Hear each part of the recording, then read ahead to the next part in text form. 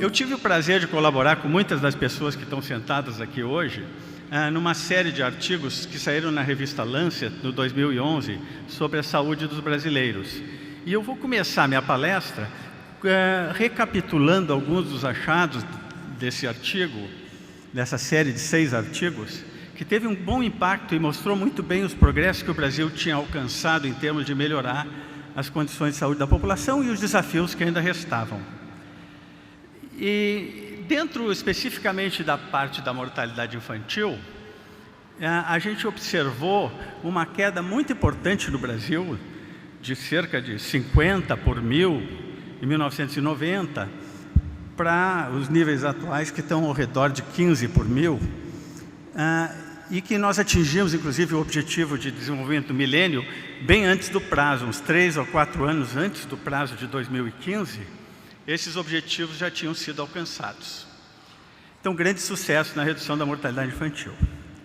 Na mortalidade materna, a história é mais complicada. Eu vou voltar a esse assunto no fim da minha palestra, porque apesar de uma redução,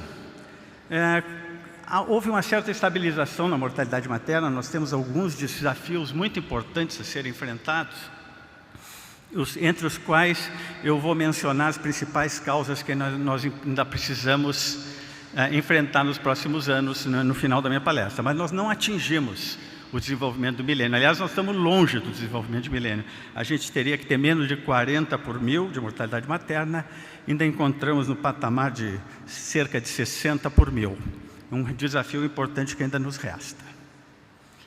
Agora, o que me chama muito a atenção quando a gente olha para o passado no Brasil, e esse gráfico aqui eu queria gastar um minutinho explicando para vocês. Esse gráfico nós desenvolvemos lá em Pelotas e ele se chama Equiplot, e nós temos usado ele em diversos países do mundo, e ele representa as desigualdades em saúde de uma maneira bem didática.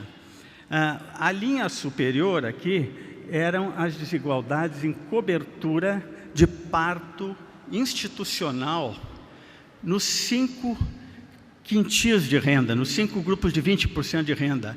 E vocês veem que o círculo mais escuro na parte superior ali mostra que entre o quintil mais pobre, os 20% mais pobres da população brasileira, no Inquérito Nacional de Demografia e Saúde de 96, a cobertura era cerca de uns 70%, quer dizer, 30% das mulheres ainda tinham parto em casa.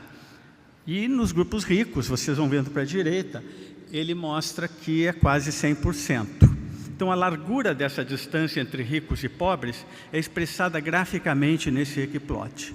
Quando a gente olha já mais embaixo, em 2006, com a implementação do SUS, com o Programa de Saúde da Família também, levando essas mães para os serviços, praticamente não há desigualdade, praticamente temos cobertura universal de partos hospitalares.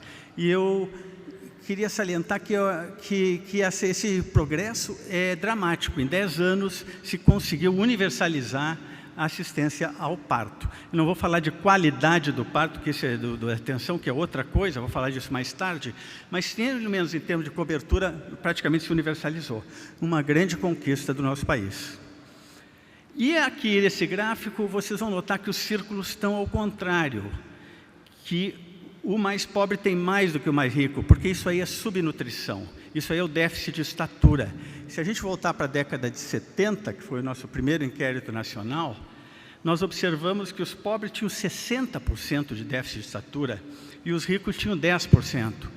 E à medida que o país foi progredindo e melhorando, nós temos diferenças bastante pequenas no último gráfico. Ainda temos mais ou menos o dobro de déficit de estatura nos pobres do que nos ricos, mas realmente melhorou dramaticamente até 2006. E eu queria aproveitar muito rapidamente para dizer que é uma lástima que o Brasil não tenha nenhum inquérito nacional de saúde reprodutiva, de saúde da mulher, de saúde da mãe, da criança e nutrição, desde 2006. Isso é inaceitável. Todos os países ao nosso redor, Bolívia, Peru, Equador, Colômbia, têm inquéritos a cada 3, 4 anos e nós paramos no tempo. Então, nós realmente temos que revitalizar esses inquéritos e fazê-los mais frequentemente, porque eles permitem evidenciar esse tipo de evolução das desigualdades. Bom, mas como é que nós explicamos o progresso que o Brasil alcançou? Então, nessa nossa série de artigos, nós chegamos à conclusão que foram várias explicações.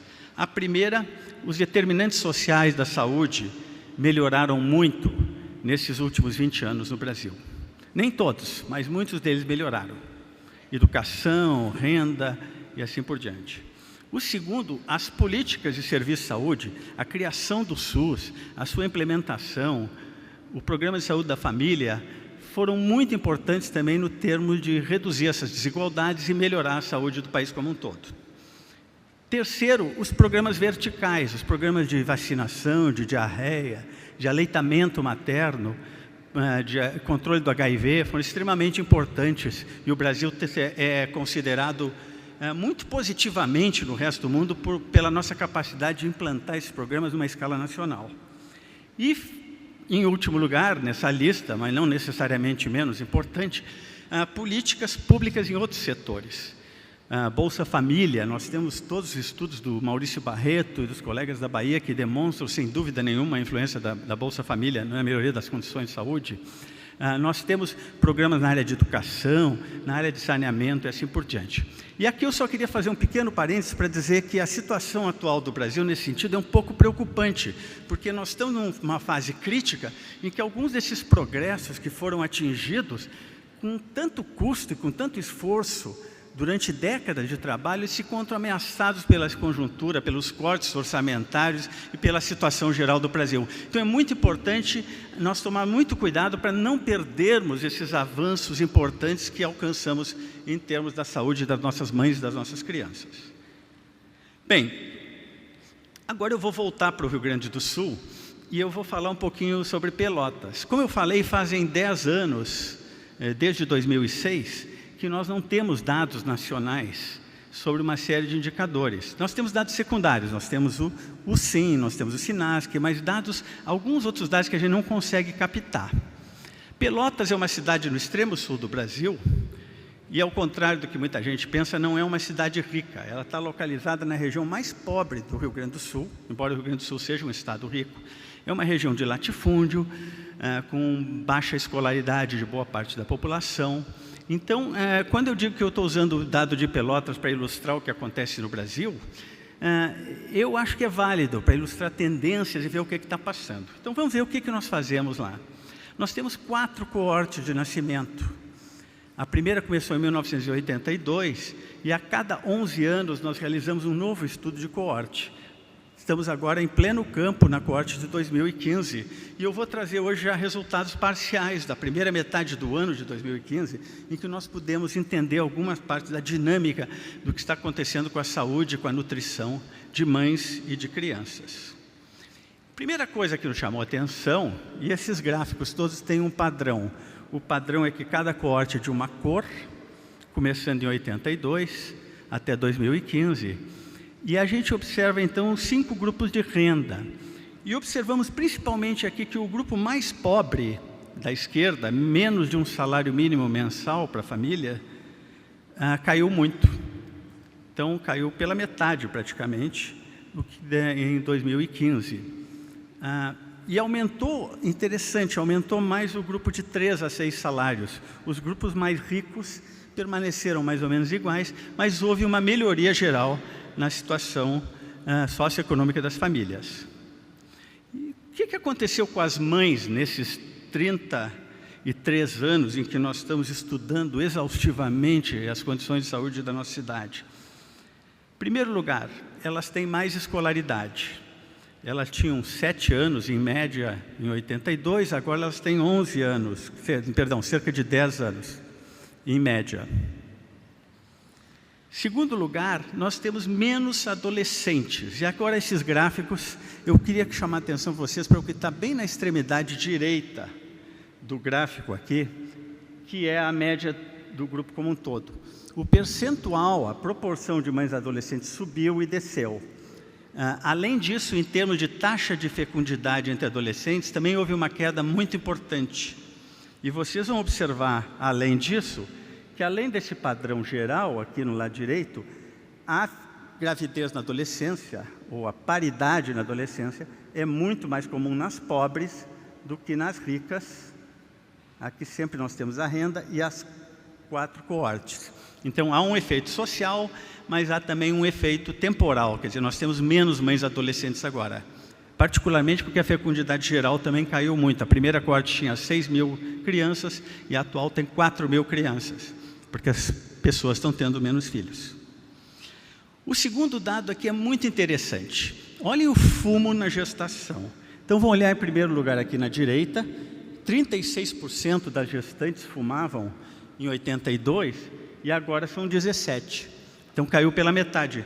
Mas olhem onde caiu. Caiu nas ricas, principalmente.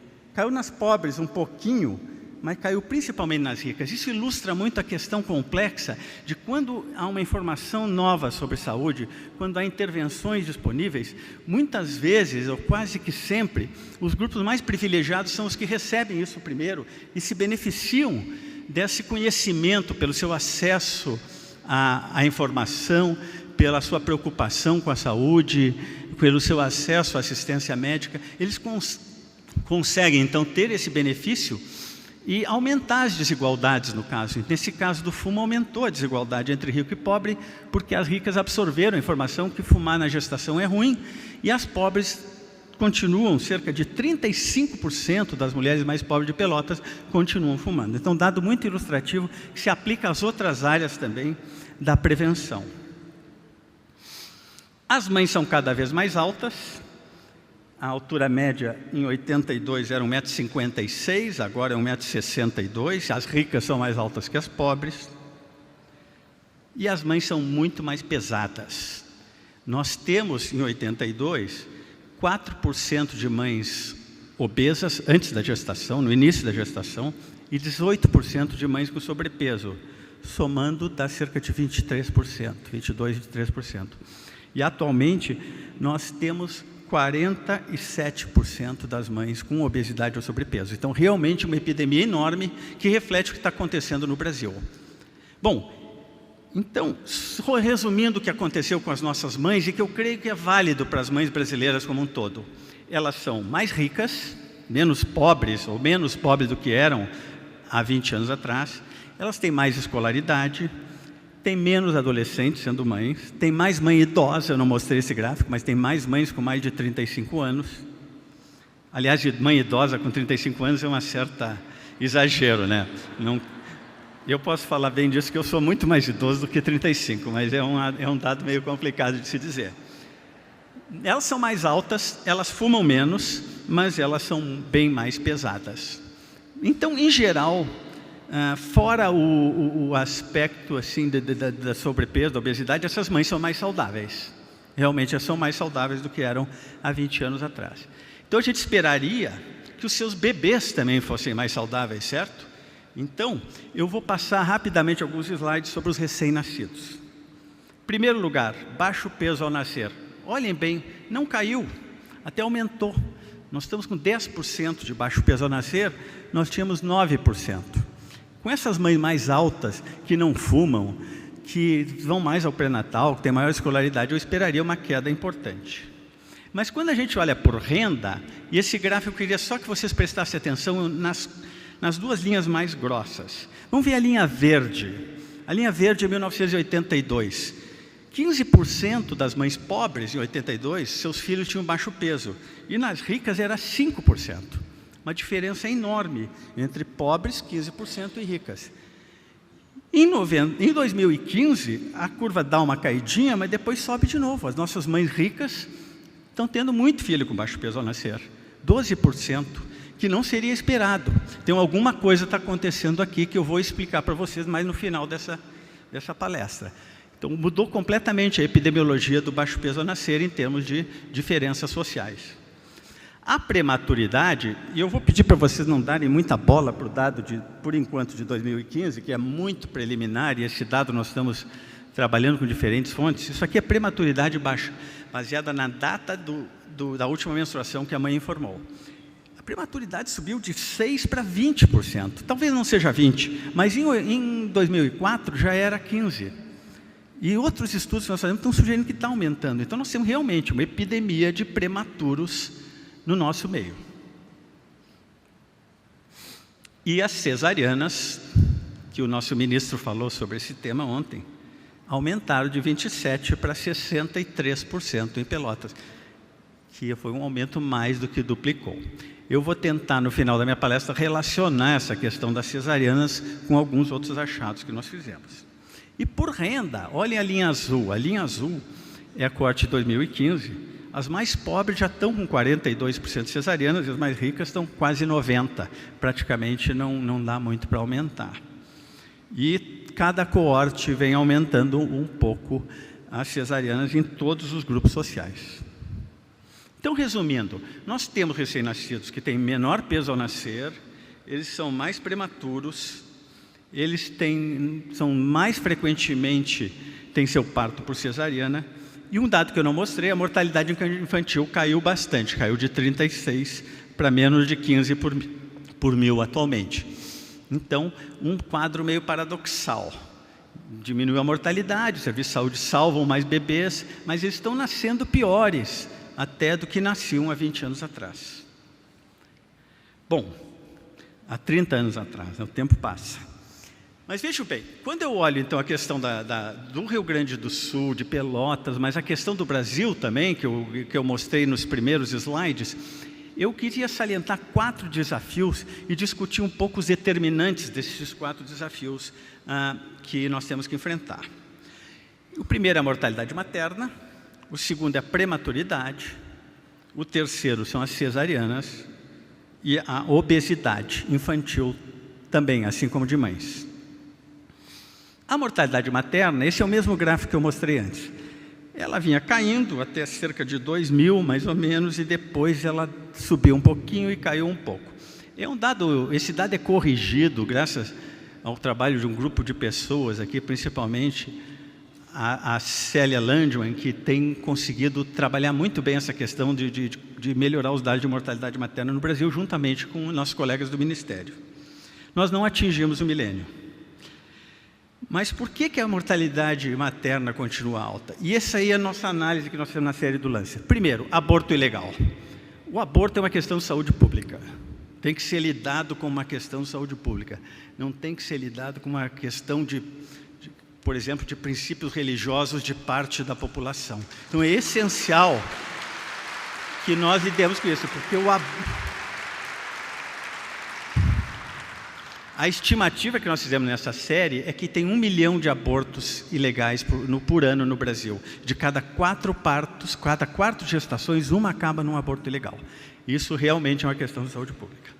A segunda questão, que está muito relacionada, eu tenho certeza que o Jair Nilson vai falar sobre isso também, que a Mabel vai falar sobre isso, é a questão de que simplesmente a cobertura não é suficiente, tem que ter qualidade. A prática da interação entre o pessoal de saúde, o médico, o enfermeiro e a população, ela não se mede somente que todo mundo faz parto hospitalar. Isso é importante, todo mundo fazer parto hospitalar, mas tem que ter a questão que esse parto tem que ser de alta qualidade, o atendimento tem que ser bom. E o que mais chama atenção para mim, nas análises que têm sido feitas na mortalidade materna no Brasil, são as diferenças étnicas e sociais.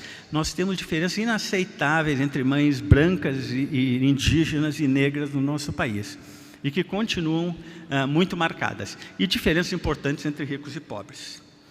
Nós temos também uma série de coisas acontecendo na saúde de mães que já não chegam na gestação tão saudáveis assim. Nós temos muita hipertensão, e a nossa série do Lancet mostrou, nós temos uma epidemia de diabetes gestacional, e nós temos obesidade. A obesidade é um fator de risco para a prematuridade, por exemplo, na gestação. E nós temos as cesarianas. E aí eu fiz um cálculo aqui que eu queria mostrar para vocês, primeira vez que eu mostro esse dado, e que a gente usou dados de vários estudos do mundo, porque a cesariana aumenta o risco de morrer da mãe, não tem dúvida nenhuma. Uma cesariana é desnecessária, né? Cesariana é necessária, salva vidas. Mas a OMS e outros grupos preconizam que não deva ser mais do que 15%. Nós estamos no Brasil com uma verdadeira epidemia. Se a gente não tivesse aumentado cesarianas desde o ano 2000, no ano 2000 era 38%, atualmente nós estamos em 57%. se não tivesse aumentado, a nossa mortalidade materna seria assim no Brasil. Esse é um cálculo simples de risco atribuível, em que nós usamos o risco relativo da morte de estudos muito bem feitos sobre cesarianas e mortalidade materna, e nós estimamos que nós estaríamos bem próximos da meta do milênio. É claro que nós temos que continuar a enfrentar o aborto, a qualidade e outros problemas que se fazem, mas a cesariana seria responsável por, pelo menos atualmente, 23% das mortes maternas no Brasil. Um dado muito chocante desse ponto de vista. Mas vamos adiantar um pouquinho. E o pré-termo? Nós estamos com 12% de pré-termos no Brasil, uma das maiores taxas do mundo, e continua aumentando. E metade dos bebês que morrem no Brasil, atualmente, são pré-termo. Metade são pré-termo. Quando a gente vê a situação das tendências, e aqui são tendências no país como um todo, em Pelotas vocês viram que a tendência, nós começamos nos anos 80, aqui começa no ano 2000. Em todas as regiões do país está aumentando. E qual a região do país com mais pré-termo? Sudeste, onde devia ter menos, porque tradicionalmente o pré-termo está associado à pobreza, mas no Brasil não. Então o Sudeste é a linha de cima, e a região com menos pré-termo no Brasil é o Norte, embora o Norte já esteja alcançando o Nordeste. Isso é uma série de análises que nós fizemos com dados do SINASC, corrigindo para as questões de subnotificação de pré-termo, um dado bem corrigido, bem trabalhado, e que mostra essa tendência sem dúvida. Nós estamos com UTIs lotadas, né? Essa questão de UTI lotada, e faz mais UTI, será que o nosso enfoque, como dizia o Moisés hoje pela manhã, não devia ser prevenir esses pré-termos, em vez de fazer mais UTI? É muito mais barato prevenir, e não coloca esse esforço enorme no serviço de saúde, que não dão conta de tanto pré-termo que nasce no país. Quando a gente correlaciona cesariana com prematuridade, e aí o Jair Nilson me inspirou nesse gráfico também, pegamos os estados do Brasil, vocês vão ver que os estados do Brasil que mais tem pré-termo é o Distrito Federal, é Minas, São Paulo, Rio Grande do Sul, Rio de Janeiro, que estão lá em cima. E os estados que menos têm pré-termo, Acre, Maranhão, Roraima, Amazonas. Por quê? Porque isso está relacionado com a cesariana também. É uma relação bem forte, bem significativa entre pré-termos e cesarianas. Então, por falar em cesarianas, eu queria mostrar para vocês um estudo que eu e o Fernando Barros escrevemos em 1991, lá em cima. Esse aqui é um pedacinho do nosso estudo. Saiu no Lancet, e a gente escreveu sobre a epidemia de cesarianas no Brasil. Nós não fomos os primeiros a falar sobre isso, outros já tinham mencionado isso antes, mas nós não imaginávamos que fosse continuar crescendo tanto. As cesarianas atualmente estão em 57%. O Brasil é o recordista mundial, segundo é a China. Tem muitos municípios brasileiros, isso também é um levantamento que nós fizemos para o Ministério, para o Unicef, que tem 90% de cesarianas, 80 e tantos por cento, municípios grandes, tá? Principalmente São Paulo e Minas. E nós temos agora uma inovação, né? Nós vimos agora, o nosso ministro falou ontem à tarde, e eu me lembrei do livro do Carlos Gentili de Mello, que já nos anos 70 já denunciava a epidemia de cesarianas. E é um dado muito importante que agora eu acho que está se criando uma condição essencial para reverter a cesariana, que é a ação de baixo para cima, vamos dizer assim, da população para se dar conta e forçar o serviço de saúde. Então, nesse sentido, essa questão de que agora é obrigado, os planos de saúde são obrigados a colocar o nome do obstetra e o percentual de cesariana, eu baixei isso ontem do Estadão, saiu ontem isso. Veja bem, quantos médicos têm 100% de cesariana?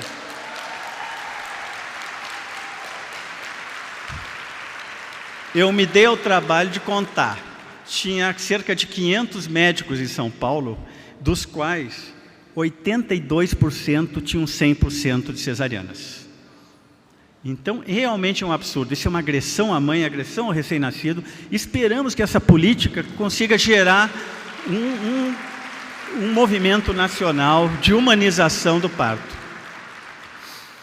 A cesariana tem consequências a longo prazo também. Tem vários estudos mostrando que aquela passagem pelo canal do parto é essencial, inclusive para prevenir obesidade, para prevenir asma. Tem uma série de desfechos que nós estamos entendendo hoje com aquelas mudanças que ocorrem no microbioma, as mudanças epigenéticas que ocorrem naquele momento. E o meu último desafio é a obesidade infantil. Quando a gente traz as nossas crianças lá em Pelotas para serem estudadas, a gente faz uma foto 3D dessas crianças. Isso é uma imagem tridimensional computadorizada. E vocês vão ver que essas meninas e meninos aqui já têm um grau importante de obesidade com 7 anos de idade. Nas 3 coortes, quando a gente vai aos 4 anos de idade, nós tínhamos 4% de obesidade nos anos 80, e agora, em 2008, nós tínhamos 12%, e eu tenho certeza que na coorte de 2015, se a gente não atuar imediatamente, vai ser mais ainda. Então, é uma outra epidemia. Bom, então quais são os desafios para concluir, porque o meu tempo está acabando? E eu acho que isso aí não é específico da saúde da mãe e criança, eu acho que isso é um desafio mais amplo da saúde do brasileiro como um todo. O primeiro desafio é que persistem as desigualdades. Nós temos menos desigualdades no Brasil hoje na saúde de mães e crianças, no geral.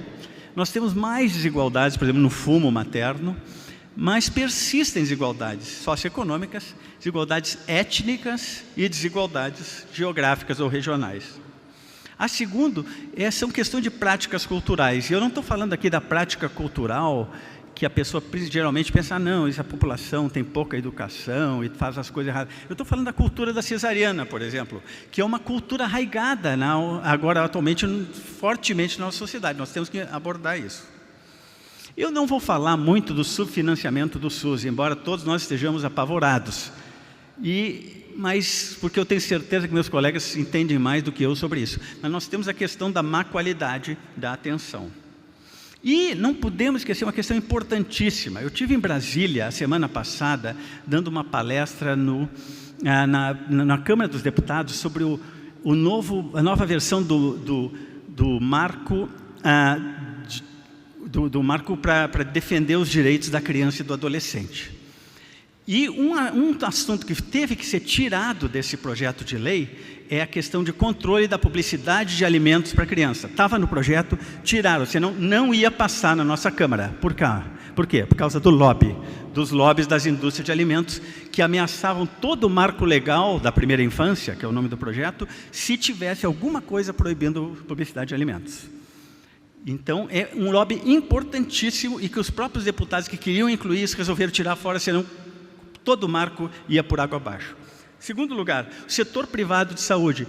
Também vou deixar meus colegas falarem sobre isso, que entendem muito mais que eu, mas essa questão dos planos de saúde com 100% cesariana, as pressões que esses exercem sobre o SUS, é uma questão fundamental que nós ainda temos que resolver. Corporativismo. Eu pertenço a uma classe que só toma medidas reacionárias sistematicamente. E é uma pena. A questão das cesarianas é resolvida em muitos países, permitindo que parteiras, que obstetrizes, que enfermeiras realizem partos e chamando os médicos somente em casos de complicação, quando realmente é necessária uma intervenção cirúrgica. O corporativismo que ataca os mais médicos, que ataca todas as ações progressistas que estamos tentando implementar nesse país. E, finalmente, eu já falei um pouquinho sobre isso, pressão de diferentes grupos religiosos que querem que seus preceitos ou que suas crenças se aplicam a toda a população, inclusive aquelas pessoas que não pertencem àquela religião ou que não têm qualquer afiliação religiosa. Finalmente, obrigado. Finalmente, eu só vou dizer uma frase. Essa frase é do Jair Nilson de novo. Então, Jair Nilson, eu estou te citando muito hoje. Não vou deixar nada para tu falar hoje, tá? A frase que fechou a nossa série do Lancet foi essa.